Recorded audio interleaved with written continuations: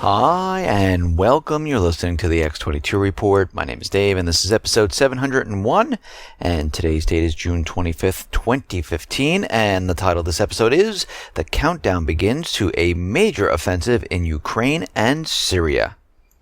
Now, before I get started, I just wanted to make an announcement. The interview with James Turk is now uploaded to the X22 Report Spotlight channel. You can go right to YouTube, type in X22 Report Spotlight, or you can come to the x22report.com site. You will see the interview in the sidebar on the right-hand side, and you can view it from there. Let's get right into the economic collapse news. Now, the saga is continuing out in Greece. They cannot come up with any type of deal whatsoever. We see the Tsipras party is on one side, the EU, IMF is on the other, and of course, as we've known for quite a while, they don't agree on anything because they're looking out for different interests. And it's very difficult to agree on something where there's so many different interests involved, and there are certain parties that are pushing certain agendas. But Merkel was out there screaming and ranting and yelling, saying that they will not be blackmailed by Greece. And she told the EU party leaders there must be a deal on Greece before the markets open on Monday. So she's very nervous about her investments going down on Monday if there is no agreement whatsoever. We see Donald Tusk from the EU. He says that it's game over. Nothing can be accomplished here. He's saying that this is not working out. Tsipras is saying that the creditors' proposal is very extreme. And at this point in time, they can't come to any type of agreement.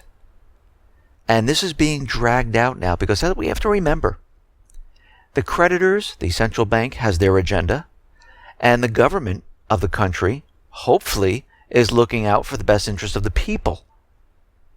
And these two things do not mix whatsoever.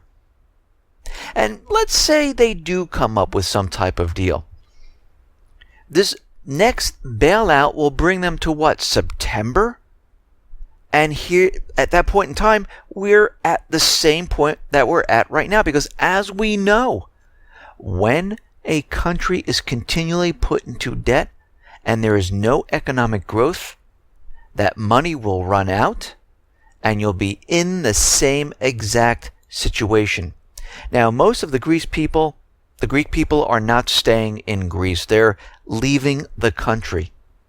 And we're seeing a lot of people, thousands of Greeks have fled to other countries searching for job opportunities. And a lot of them are going to Melbourne, Australia. There's a large number of people that have chose Melbourne because they have a very large population, a large Greek community in Melbourne. And Melbourne is home to the largest Greek-speaking community outside of Greece's major cities. So a lot of these people are saying, you know what, we can't take this anymore. We need to leave. We need to go look for jobs in other places. And this is exactly what is going on. Here in the United States, we see that the economic information, the data, is getting worse. It's not improving whatsoever. Market U.S. services PMI printed at 54.8. This is the lowest since the middle of the weather carnage in January. June saw the weakest pace of economic growth since May of 2013. And I see out in the corporate media, they're making it a big deal that spending is up. People are now spending once again. This is great. They're going out to the retail shops. They're buying things they really don't need, even though they don't have the high-paying jobs. It's amazing. The economy is recovering. This is a sign. But when you look past the headlines, when you look at what they're really saying, they're saying absolutely nothing. Because these people are not spending in the retail stores. They're not buying HD TVs, DVD players, home surround systems, new washers. What are we seeing here? We're seeing people are spending more money because costs are going up. We had 6 straight months of decline in annual spending growth. And all of a sudden in May, we saw a spending pop of 3.6%, the most since December of 2014. Now, why is this? Well, we understand that fuel has started to tick up. We're seeing increased costs in gasoline, and we're seeing an increased cost in food and services. Spending was driven mainly by a 4.27% surge in spending on these goods and services. Not exactly what the corporate media is trying to convince us of. And they're telling us that their savings in the banks are starting to drop. Well, you know why this is, because if energy is going up, food is increasing. Actually, I went into the store and I saw that eggs have increased quite a bit. I used to get a carton of 18 eggs, and they were around about $3.99. They shot up to over $5. Even in Costco, I used to get the double eggs, 18 packs, and they were roughly about $5.95. Now they're over $7. All of a sudden, overnight, it just shot up. So we can see that food costs are definitely going up, and people are taking their money out of their savings to adjust to this. And this is why we see the savings rate falling. This is not because people have extra money. This is not because people are saying, oh, you know what? Now it's time to spend. Spring is here. No, it's because there are other factors in play. And people are just trying to survive. We saw savings rates go up when gas came down. Of course, the corporate media, the central bank, the U.S. government thought if the fuel prices were dropped, people were going to take this extra money and go out and purchase goods in the retail market. Well, the opposite happened. People said, wait a minute, I have a little bit extra money. I better keep this for a rainy day. And they put it back in the bank. They saved it. And we can see why, because as we see, the gas is starting to go up again. Food is continuously going up. And people need that money to survive. Why do they need this? Because we're seeing more and more layoffs occur. General Mills just made an announcement they're going to be laying off about 675 to 725 people. We see Kins Manufacturing laying off 215, Parexel 850, Education Management Corp 300, Zucker Goldberg and Ackerman 300 people, House of Blues West Hollywood 200, Ritz-Carlton in Phoenix 200.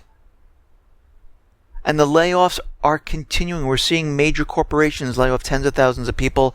We're seeing a lot of small businesses laying off hundreds of people. Where are all these people going to find work? It's going to be very difficult out in the working environment to go out and find that same job you had making the same salary. A lot of people haven't. A lot of people had to take those part-time jobs. And this is why we see retail contracting. We see housing contracting. The auto industry contracting. But the auto industry and the housing industry, they can be manipulated by the government. And they can bring in the subprime people. You know, those people who were hit from the 2008 crisis where they lost their homes, they lost their jobs, they lost their savings, retirement. Their credit was shot. No fault of their own. They've been trying to get another job, but they can't find the same job. So they had to take on 1, 2 part-time jobs. And they're just trying to get by. So the government now is allowing these people, which is a huge majority of the country, to get auto loans, to pump up the bubble, to go ahead and purchase a house. And right now, we're seeing that auto sales have hit a 10-year high in May.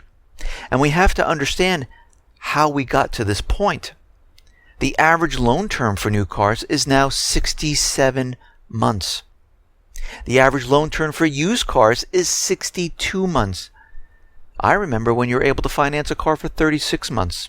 Actually, there was a time where you really didn't even finance a car. You just paid cash. But now, that's out of the realm of possibilities. Actually, you can't really finance a car. Most people have to lease a car because the value of the dollar has decreased so much.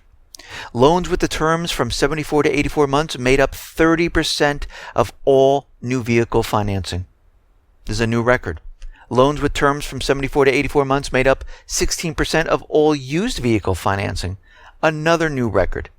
The average amount of finance for a new vehicle was $28,000. The average payment for new vehicles was $488 a month. The percentage of all new vehicles financed accounted for by leases was 31.46%, a new record.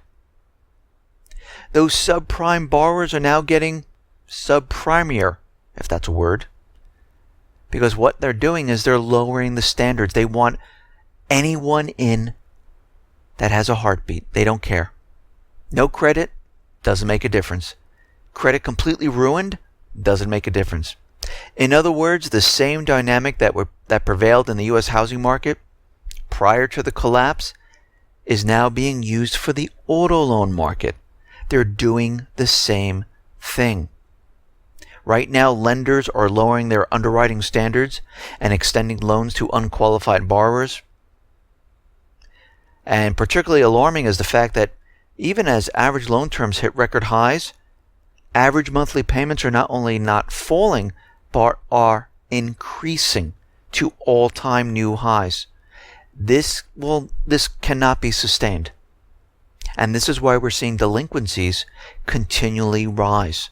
Because those people that went in, no money down, took a car, and they realized, whoa, this payment, I can't make this payment.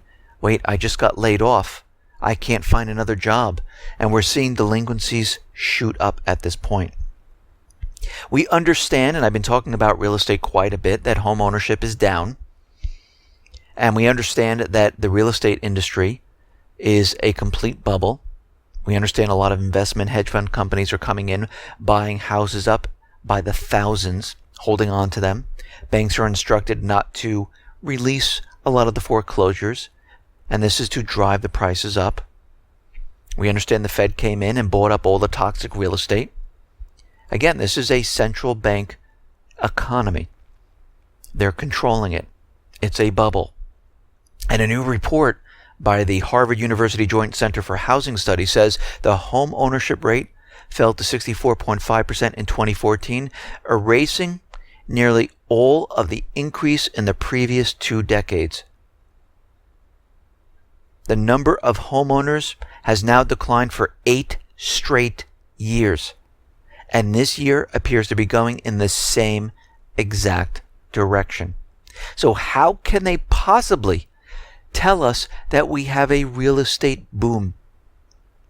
We don't. It's manufactured.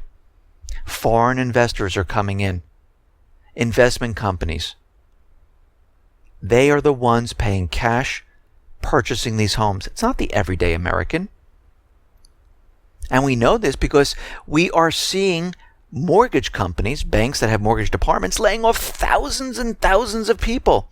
And mortgage applications are at its lowest point. And it's continually dropping. Yes, it has a bump up every so often, but the amount of negative apps being applied for continually drops. It is in a downward trend. And we see that this whole thing, if interest rates go up by like 1%, the whole thing is going to come crumbling down. No question about it. Can you imagine if the interest rates went up to where they were prior to 2008? This whole system would crash. Actually, we saw back in 2007, 2008, when interest rates started to tick up, all those people that had adjustable rate mortgages just walked out of their homes. All the other people, businesses started laying off. Everything just started to fall apart. We are going to see the same thing, but it's going to be much, much worse this time. Because the central bankers of the U.S. government made it worse by propping themselves up and leaving the entire middle class, lower class, with nothing. And all those people who suffered in 2008, who are just making it by every single day, paycheck to paycheck, and all those other people who think they have this solid job are going to be very surprised. There's a lot of people prior to 2008 that thought they had this secure job. They thought, oh, I'll never get laid off. And then one day you wake up, an announcement goes through the company. You see security guards on every single floor. The announcement is made. They come over to your desk and they escort you out of the building. They give you time, of course, to pack up. And that is it. Snap of a finger, you're laid off. You work for a company 15 years, 20 years, and boom, it's gone. Just like that. You have no income. And we're starting to see this with many companies. And I just mentioned more companies that are laying off. And this is going to be a rude awakening for all those people who think that everything is fine. Now, I'm not wishing harm or I'm not hoping that this happens. It's a fact. We are headed in that direction. When will it be? I don't know. It could be this fall. It could be next year. Do I think it's going to go much longer than that? Not the way we're looking at the situation. It seems there's too many things in play right now. Too many things heading south. The statistical numbers compared to what's really going on in the economy, they are really separate and far apart at this point. So I don't think that we're going to make it much, much longer. Now, we see that Afghanistan and many other countries would like to become part of the Shanghai Cooperation Organization. And right now, Afghanistan would like to become a full member. Now, this is going to be a problem because, as we know, the United States, NATO, they're in Afghanistan. Russia, China, they're in Afghanistan. And Afghanistan is looking towards Russia and China and away from the United States. We see that 57 countries now are going to sign the China-led bank charter on Monday. And basically, this banking system will be formed. And Australia right now will become a founding member of the Chinese-led Asian Regional Bank. And it will become the 6th largest shareholder. Australia will contribute around 930 million Australian dollars, which is 720 million US dollars. And they will be paying this in to help with the capital of AIIB. And they are one of the biggest shareholders in this. And we all understand at this point in time that the AIIB, the BRICS system, they were all formed because the United States government central bankers back in 2010 promised they were going to give more of the voting rights to the emerging economies, and they didn't. And they had to take matters into their own hands. And this is what we see happening right now. Now, yesterday I mentioned that this government is ruling by force, and this is from Thomas Jefferson, who said there are 3 stages, and one of the last stages is a government that rules by force. And we understand by ruling by force, they impose taxes, they try to take away the people's rights. And I've been talking about Obamacare, and I'm not Republican, Democrat. I don't really care about the two parties whatsoever. All I care is that whatever legislation is passed, it helps the people. It's a positive for the people. It's for the people because this is what the people wanted. That's it. It's a very simple thing. We don't need all these parties. This is ridiculous. If the people in the government work for the people in the United States and listen to them, then everything is okay because they'll be working to make it better for this country. But this is not what we have right now. We have a government that does not work for the people. It works for the corporations, central bankers, and foreign countries. And they get paid very well from these places. And we understand that Obamacare, just like the carbon tax, just like FATCA, just like the TPP, these are all taxes that are put on the people with a small amount of benefit. That's it. And in some cases, there is no benefit. And we see today that Obama had a victory where the Supreme Court voted that, yes, the people can keep their subsidies for Obamacare. And this will allow people to keep their health insurance for those people who couldn't afford health insurance. I mean, it's not a bad thing, but we have to remember this system that was created, it's not to benefit most of the people. Actually, I would say majority of them. A lot of them still can't afford it because they make too much money. A lot of them are paying a lot of money for very little benefit. And those people who don't want it because they can't afford it or just don't want it, period, they have to pay a penalty. This does not help the American person.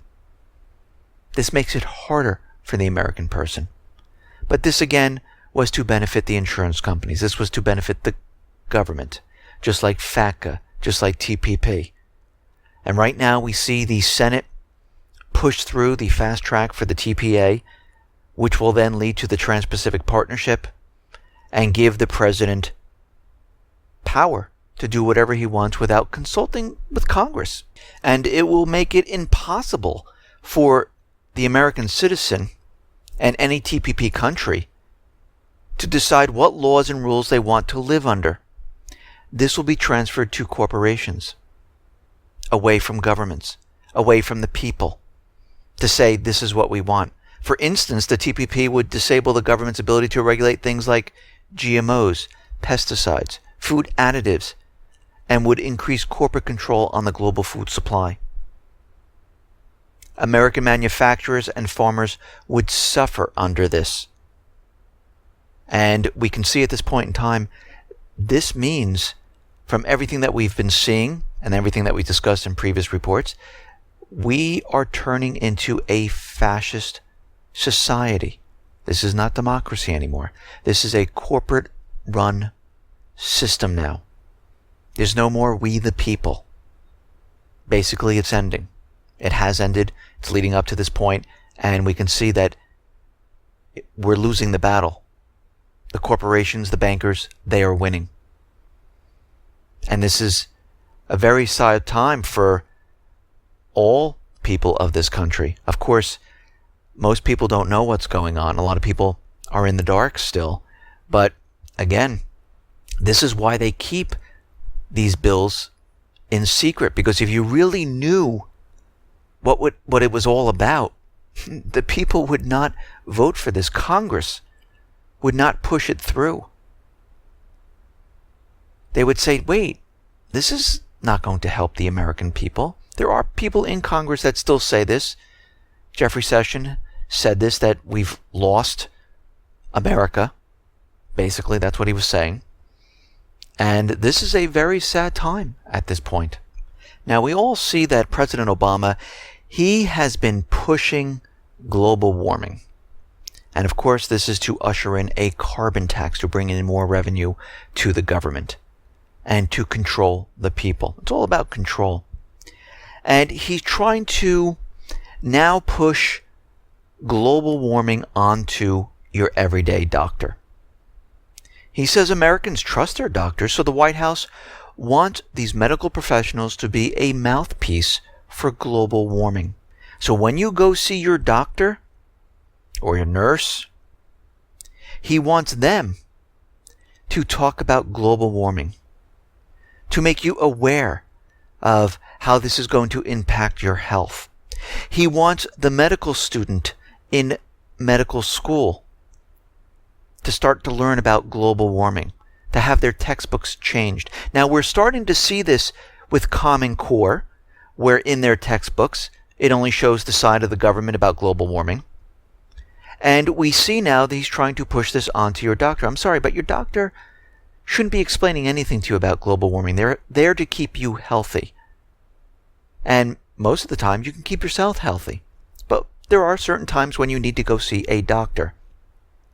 Now, I have to think back in time when the governments, the religious organizations told us other things that we needed to believe, like the earth is flat, like the sun revolves around the earth. They had all this all the calculations, all the information, the Earth was only 6,000 years old.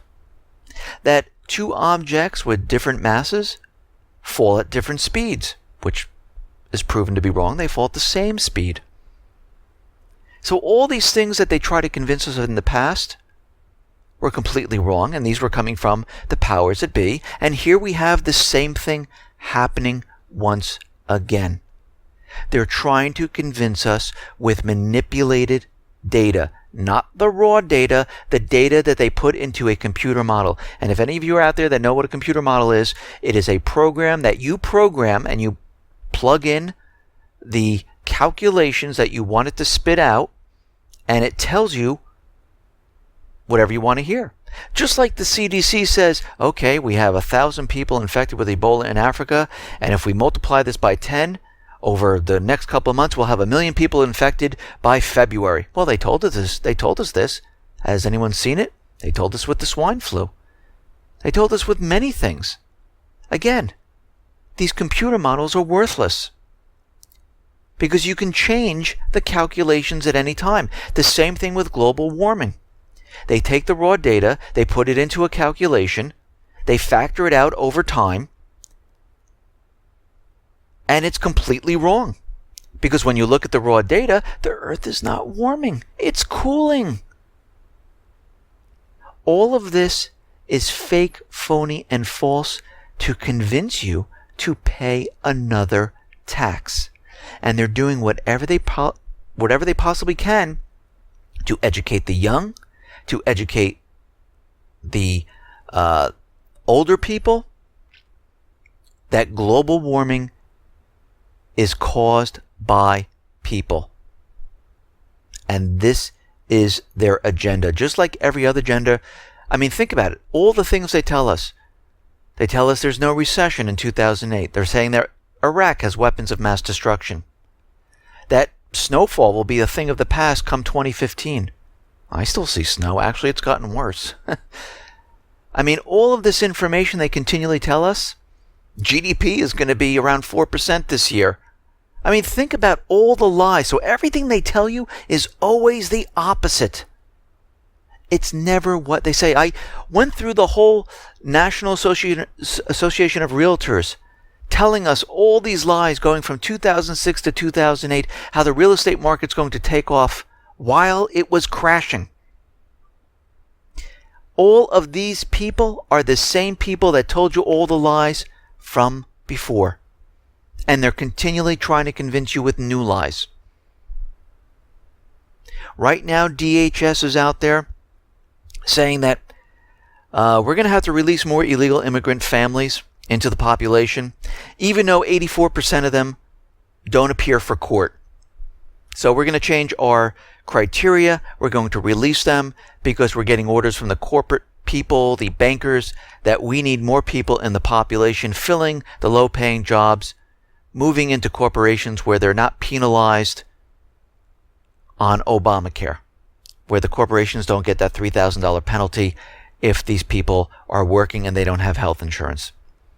This is what we are doing and what we are seeing here today. We are seeing the government do whatever they want. They don't care anymore. Their instructions are coming from the central bank. Their instructions are coming from the corporate mouthpieces. It's not a democracy. We have lost that. We see U.S. confidence in cops hit a 22-year low. Gallup found in a recent survey. Well, I'm not really surprised about this because we have been seeing what has been happening in Ferguson, in Baltimore, and many other areas with all these different incidents where we see police lying, people drawing their weapons, shooting at innocent people for absolutely no reason whatsoever. And we see the people around the U.S. are saying, you know what, enough. We don't trust you anymore. Our confidence in you is gone. I mean, it was a time, and there are still small towns that have these police where they're part of the community. They know everyone and everything is fine. And there are some places where it's not like this anymore, where they're just coming down hard on the people. And these are in these locations where the population is much, much greater, because they are getting ready to control the people when this collapse occurs. Now, out in Ukraine, we understand that Ukraine is completely collapsing. And Ukraine's finance minister, Natalia Yaresko, said that Ukraine could default by the end of July. We just don't have enough revenue. We have a lot of debt. And this is why they're looking right now of delaying the repayment, the debt repayment, until 2019. They're not going to write off the debt. They're just going to extend the loan terms to Ukraine with a snap of the finger to make it easier for them to wage war with the southeastern people and in Crimea. Because they know if they don't do anything, Ukraine collapses and they're done. And they need to keep it operational because they have an agenda. And their agenda is to go into the southeastern region and then eventually Crimea and take back the country. And we know we are leading up to this because we see at this point in time that Poroshenko signed Thursday a new amendment to the law on admission and presence of foreign troops on the Ukrainian territory, which he says international peacekeeping and security assistance to Ukraine can come at any time. All they have to do is request it, and he will allow them into the country. So if he needs U.S. soldiers or NATO in the country, I guess they just come right in. And we see they're prepping right now for a major, major offensive coming very soon. Actually, most likely from all indicators, we are seeing that we are showing that something might occur this summer. Will it definitely happen? No, things can change. But all indicators are pointing in this direction. Actually, the OSCE documents, in a report they issued, they're saying that the government-controlled areas to the north and southwest of Donetsk, they noted a significant Ukrainian armed force presence and lines of defensive trenches being developed and strengthened. The OSCE documented 4 battle tanks in government-controlled areas in the north of Donetsk region and 3 military flatbed trucks carrying 120mm mortars northeast of the city of Mariupol. And when we put all these indicators together, the electronic border control being put up July 7th, Poroshenko completing a wall between Ukraine and Donbass, we see more military assets being maneuvered in, signed a law that foreign troops can come into Ukraine to help out for security reasons. When you put all this together, what do we see? A major offensive being prepared. Now, NATO has come out and they said there is a risk of return to heavy fighting this summer in eastern Ukraine. And they're starting again to blame this on Russia. So they're already predicting that something is going to occur this summer. NATO Secretary General Jens Stoltenberg said on Thursday that Russia continued to support the southeastern people with training, weapons, and soldiers, and he sees something breaking out this summer.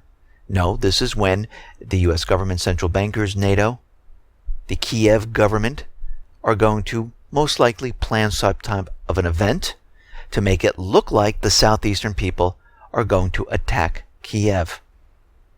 Now the question is, why would they do this?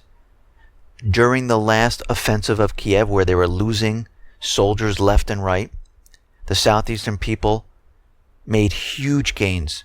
They were almost captured Mariupol. They could have kept on marching into Kiev. Why would they back off, decide to go the peace route with the Minsk II agreement, just to go ahead and invade again?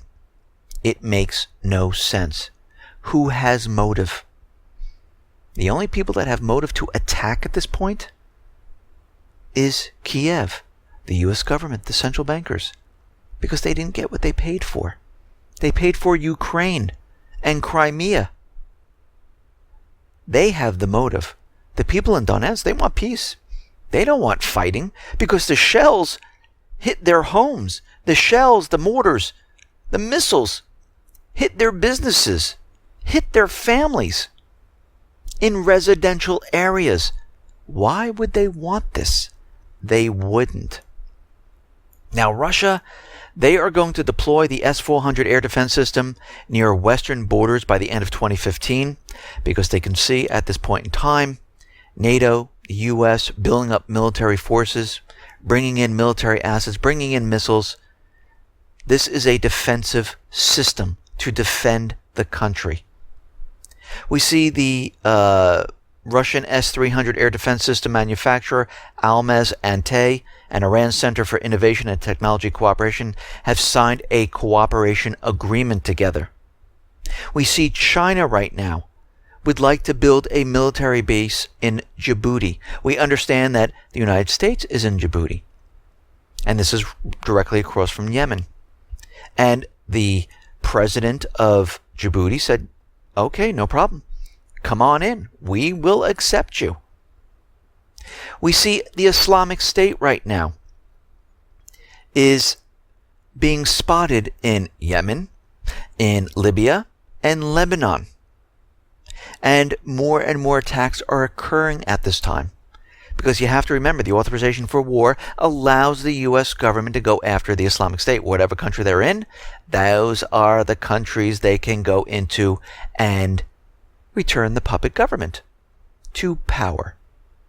But again, the authorization for war is stuck in Congress. They're going to need an event to push this through. We see the Islamic State is now being filtered into Syria through Turkey, and the reports are coming out that the Islamic State definitely has re-entered Syria through Turkey, because we know this is where they're being trained, they're being housed. And Turkey says, listen, they will take drastic measures if anything happens on the border of Syria and Turkey. They will take this as a threat to their country. And we can see that the Islamic State that are funneling in from Turkey are re-entering the Kurdish city. So it looks like they're planning for something to happen here. You have to remember, we're coming up to a time frame where Congress goes on vacation. They leave the end of July. The whole month of August up to Labor Day is open game for President Obama to push his agenda, his administration. And we've seen it happen the last 2 years. And this year, I don't think is going to be any different. So right now, we're seeing the countdown to a major offensive in Syria and Ukraine. We see the propaganda flying wild. They're trying to convince everyone that Assad is using chlorine weapons. He's a terrorist. Look what he did to his own people. Again, why would he do this? It makes no sense whatsoever. And we know the Islamic State, which is the proxy army for the United States government central bankers, they're the ones who had chlorine gas. And again, the pictures that they're showing in Congress are the aftermath. It doesn't prove who did it.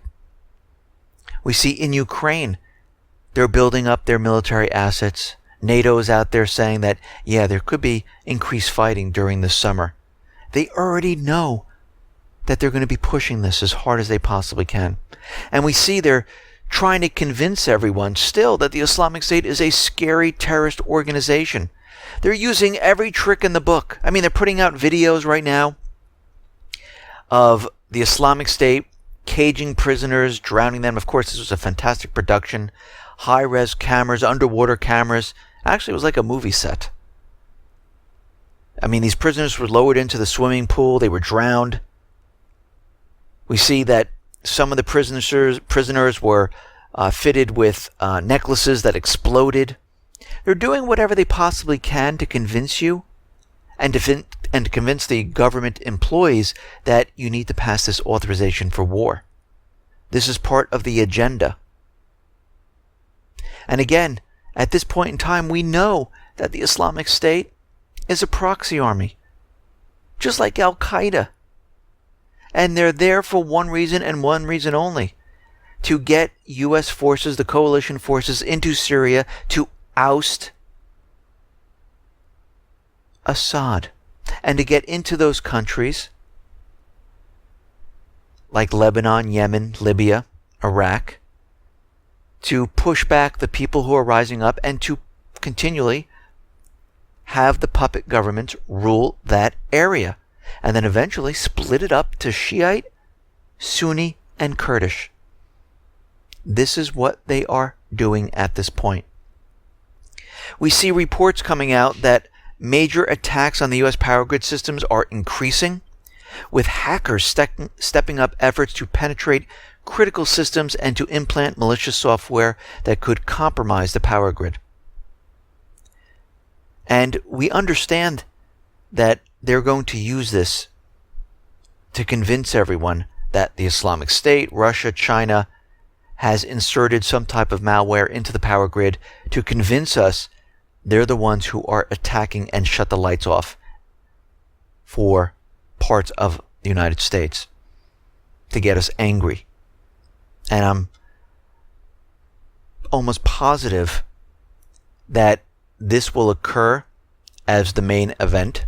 This will happen to bring us to war, because they need to convince us that they're attacking the Islamic State, China, Russia.